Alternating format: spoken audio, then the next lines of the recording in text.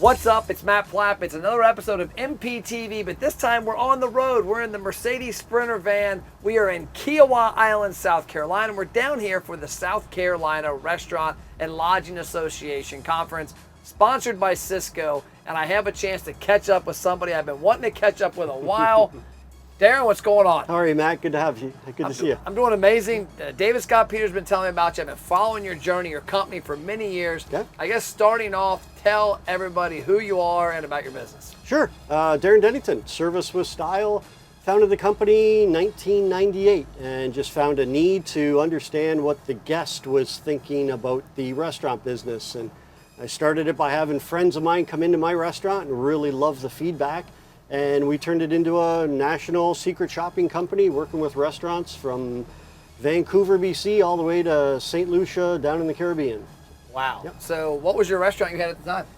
I've had several over the years, and just a food and beverage guy, right? I started 13 years old working at Burger King and all the way up and owned several restaurants all the way through. And that's one of the favorite pieces of what I personally do is I love to coach and to teach and to kind of pass the message, and been very fortunate to go into a lot of restaurants and help them grow a little bit and try to solve some of the problems that this industry is facing every day. Yeah, so you're the third guest in almost 2 years. It's non-restaurant.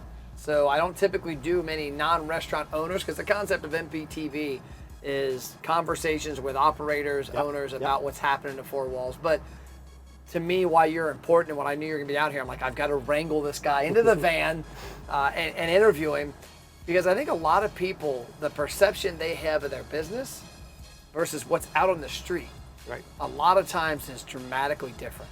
Yep. So I guess talk about what you have, some things you have found along the way about helping restaurants get a better, I guess I would say, an outside looking in.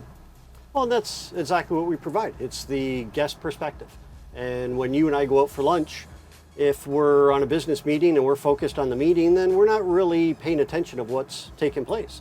But if we're out there on a shop or on a personal experience and we're trying to have a memorable experience, so there's so many little things that fall into place for the guest to have a good experience. And our secret shopping reports, they're detailed, they're long, they're 8, 9, 10 pages for a normal experience. And we just found that there were so many little things overlooked that were so easily correctable. Okay. But service isn't talked about in restaurants enough. I find that owners and operators feel like they care about the customer, so they assume that they're providing great service. But the guest perspective is just so different. So they may be having a great day working around the restaurant, but when the customer comes in, they just see it completely different.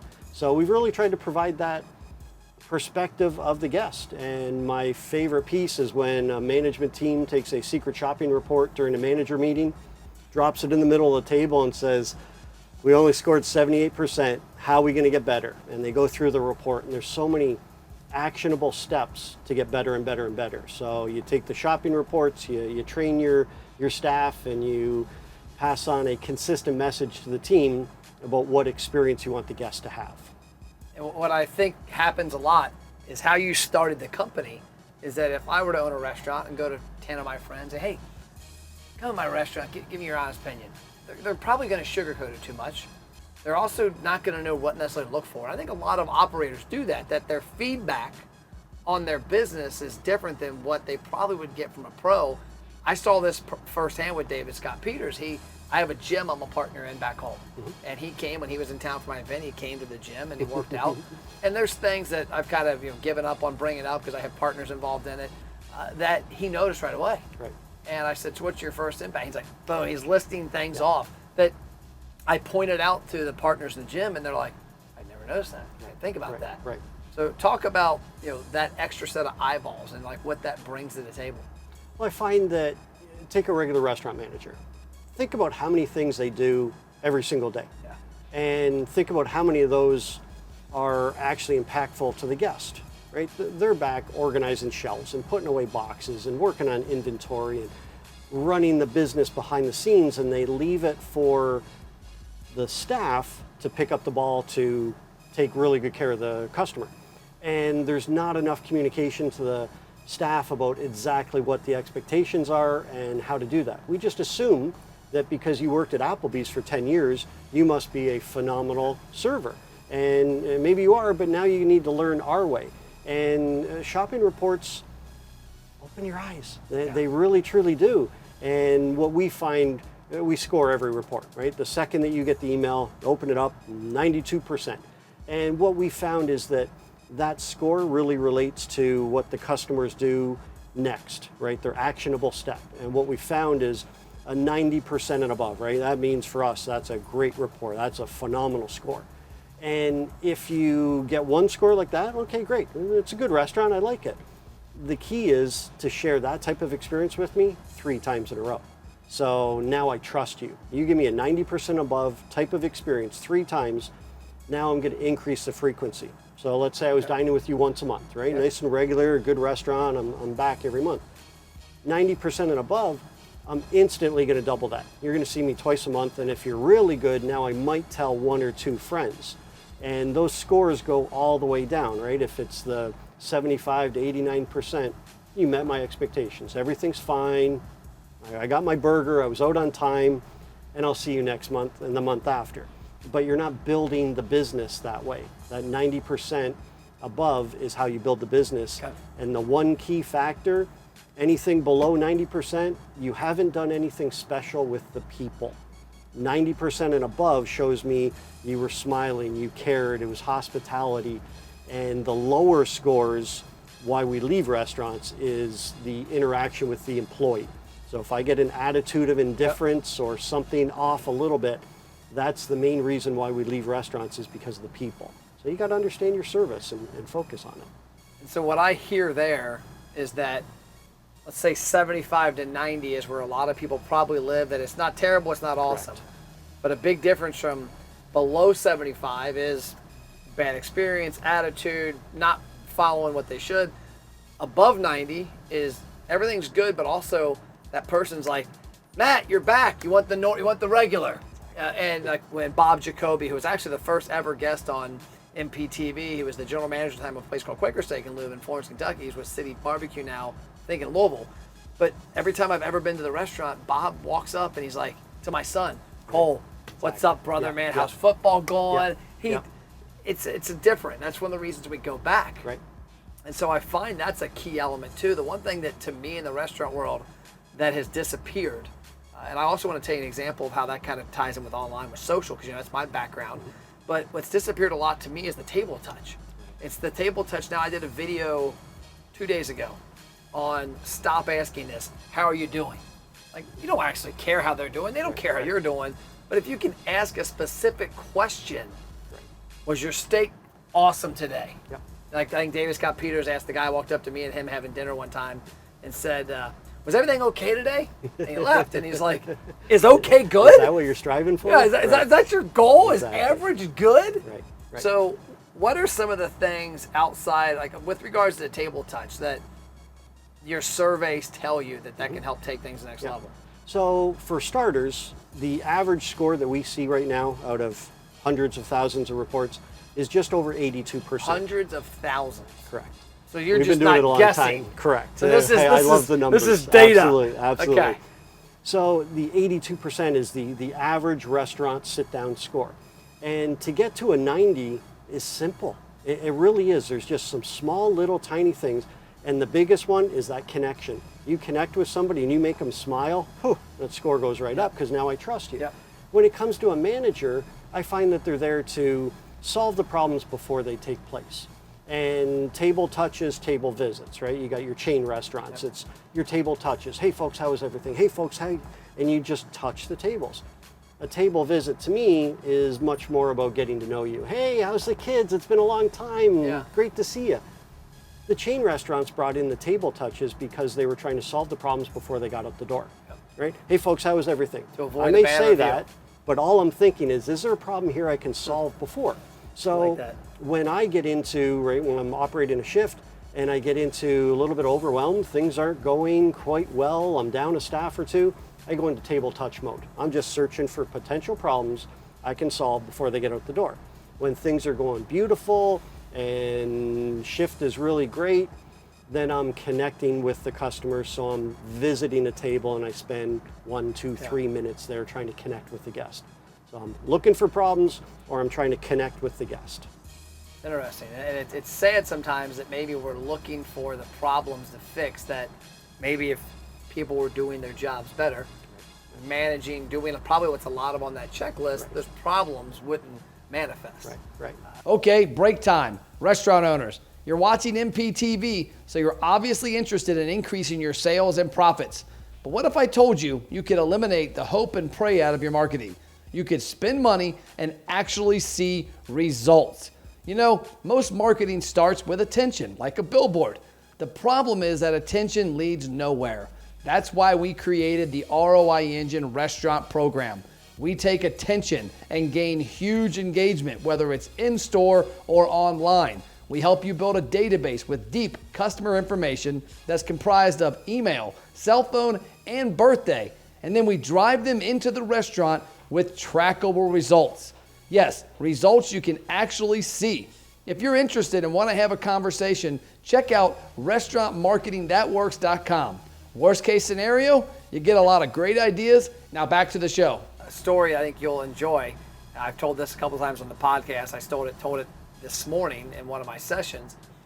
Was about an operator we work with, and we were working with 2 locations that they were paying us. Hey, we need your help marketing these two restaurants. I didn't know anybody in the restaurant. We just were marketing for the restaurants. The other 2, or there was 3 others.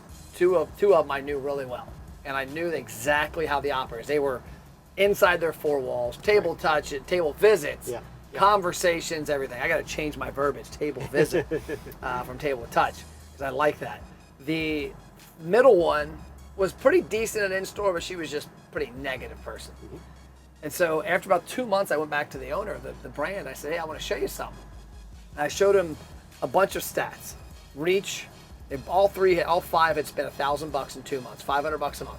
Got the exact same reach on Facebook. Got really similar impressions on Facebook. Where it stopped was the engagements, and more specifically, shares. And so the one location for $1,000 had 180 shares on their promotion. The other location had 10. And then above that was 18, and then so they went down. Like the 2 top ones were like 180, 170, then it was like 100, and it was like 18 and 10. And I said, I want to make a guess. And he said, what? I said, this guy that owns this, or person that owns this, is an attorney. He looked at me and said, why? I said, because I'm looking at the brand, and I'm looking at all the stuff that's happening. You can tell a lot of restaurants get passive investors, people that buy them, passive income. It's an easy industry. You could tell that the consumers, when those people were reached with the Facebook ad, they had a chance to engage in it, interact with it for themselves, and then share it for friends. When 180 share location 1 and 10 share location 5, I know location 1. Zach and Becky are in there. Matt, you want Mountain Dew today? You want this? Like, they know your order. There's a connection. That last location, they're numbers. They're coming through. People are checking the box off. Gave them their food, took their order, took their money. See you later. There's no personal connection. So my dad likes to call it the transfer of trust.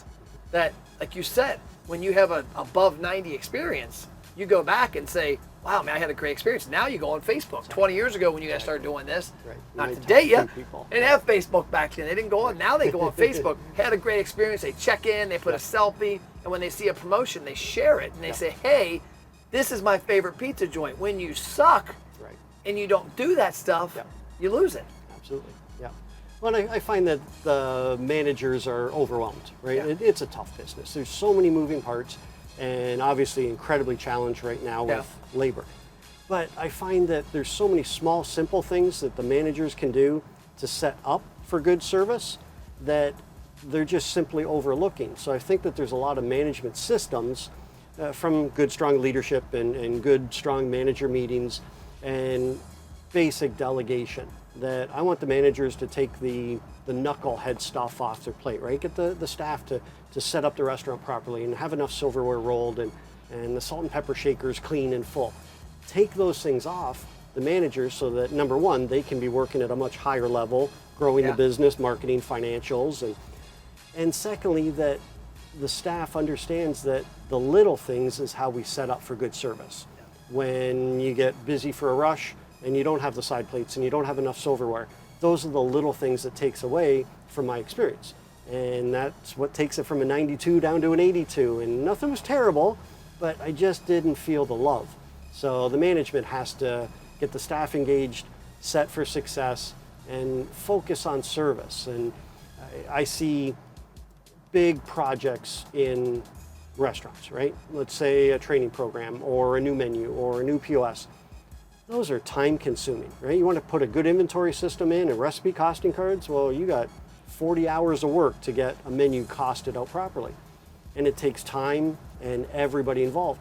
On service, I find that that's one of those projects that a couple weeks of really good, strong focus and you're there. So it's not a major time consuming project, but so many just assume that they're providing good service. And they're just missing the small little simple opportunities, and take them from the 82 to 92 with a good smile and make me feel welcome. You know, see me twice a month instead of once. I was talking to a friend a while back in the, I guess, automotive you'd consider him. He's a consultant in the automotive space and manufacturing. And he's like, Matt, one thing that happens a lot he sees in retail is the manager becomes a worker. And he said, if you're building Chevrolets, that person inspecting that vehicle is at no point up wiring the dashboard.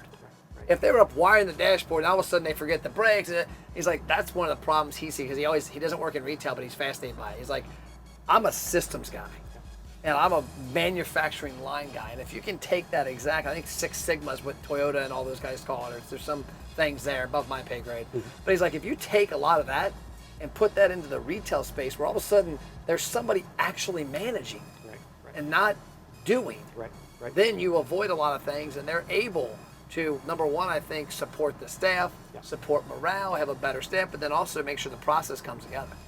There's 4 key areas for a manager that I talk about all the time. Operations, financial, marketing, and staff leadership. And if you look at a chain restaurant, typically they have realized that the operators need to be really good with operations and the staff. That's what they deal with every day. And if they can hot food hot, cold food cold, restaurant 101, good ticket times, and keep their staff with good morale and want to be there and well trained and motivated. That's the major 2 that the in-house manager needs to take care of. And you look at your Applebee's and Buffalo Wild Wings have relied on those 2 qualities and pulled out all the extras. They don't do a lot of financials. They certainly don't do a lot of marketing. That's left for the head office, or in the independent should be the owners or the administrative people. And you let the operators operate, but with a good manager meeting weekly, everybody's in good communication. So you're always up to date on marketing and you know your numbers, but you guys operate and take good care of the staff, and let's take a little pressure off the management team by picking up the slack for the marketing piece and inventory. A restaurant manager, I don't care how great you are, you can't handle every piece. You really can't. So either you need a super management team, or you need to take some of the pressure off where the owner jumps in and says, let's take that off your plate. You do this, I'll support you here. Just too many steps to do.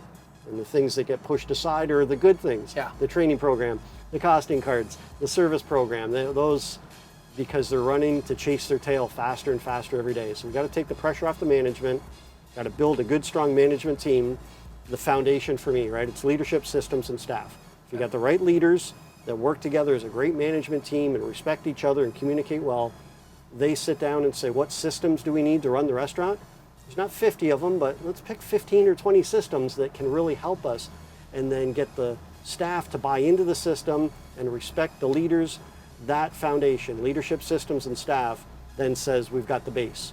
Then it's what's next. Oh, let's focus on marketing. Let's focus on financials. Let's focus on a new menu. But you can't do anything until you get the basics. And the basics are the key about any part of your business, even marketing, because what you're talking about here, what I hear also is they put these things in place and they make these changes based on the recommendations from these mystery shoppers, and they fine tune their business. Now all of a sudden they have more referrals, they have more happy customers, and they have less negative marketing online via bad reviews. Restaurant owners, did you know Matt has free online marketing courses that teach you how to successfully market your restaurant? Email support@mattplapp.com to get access to the courses and a free social media content calendar. Yep. Awesome. Well, okay, Yeah. the last question I end with all the time is usually restaurateurs. Yep. So I think you'll resonate with it. But I always ask people, as an entrepreneur, what do you do to put you in airplane mode? You're busy. You've got many employees. You've got a very successful company. What do you do to kind of check out and just keep your mind right? So for me personally, owning several restaurants over the years, coaching a lot of them, traveling a lot, running the office, a lot of balls up in the air, right? And for me, it's all about the people. It's working with the right people, taking the time, investing in my leadership team, investing in the growth of the people, trusting them, developing them, and letting them do their job. If I've got great people to handle it, for example, this is literally probably the busiest day we have this year at Service with Style. Haven't talked to anybody in the office. I've been seeing the emails amongst the group, and they're just taking care of it. They know their job, I know my job, and I guess in the restaurant it's a matter of knowing where you fit in. As an owner, a lot of them try to jump in and do too much. Yeah. So they need to be able to separate it. It's a division of responsibility. And then I guess the piece I'm personally trying to learn is how to get that break, right? How to shut down the business for a little bit and focus. I guess that's why I moved to the mountains, trying to get a different perspective. But that's been the key. Just surrounding myself with really good people that care and care about them, let them do their job. Yeah. But for example, St. Patrick's Day type of thing, right? It's a huge day in Irish pubs, and I've done a lot of those days. If 90% of our sales are going to be from 7 p.m. to midnight, well, I'd rather be the guy there at 6 a.m. setting up, getting it ready. And I find that that's where all the solutions are, when you're getting ready and prepping and making sure you're in a great place. And then I look at my team and say, you guys got it, see ya. Have fun. And I'll check out, let them do their job, and I'll do mine. So the way to get to the airplane mode for you is more about setting it up. Correct. And trusting the people and the systems in place. And I think a lot of people have a hard time with that. They have a hard time letting go of their baby. Right. And letting somebody else do it. But you got to let them, number one, take it and fail. Right. And then also take it and succeed. Yeah. And I guess on the last point, the one piece that I've really followed through every single week, it's an action list. And it's me visualizing what needs to get done and collecting all the information and all the tasks and making sure that everybody in the team realizes that these are a few things that they need to take care of.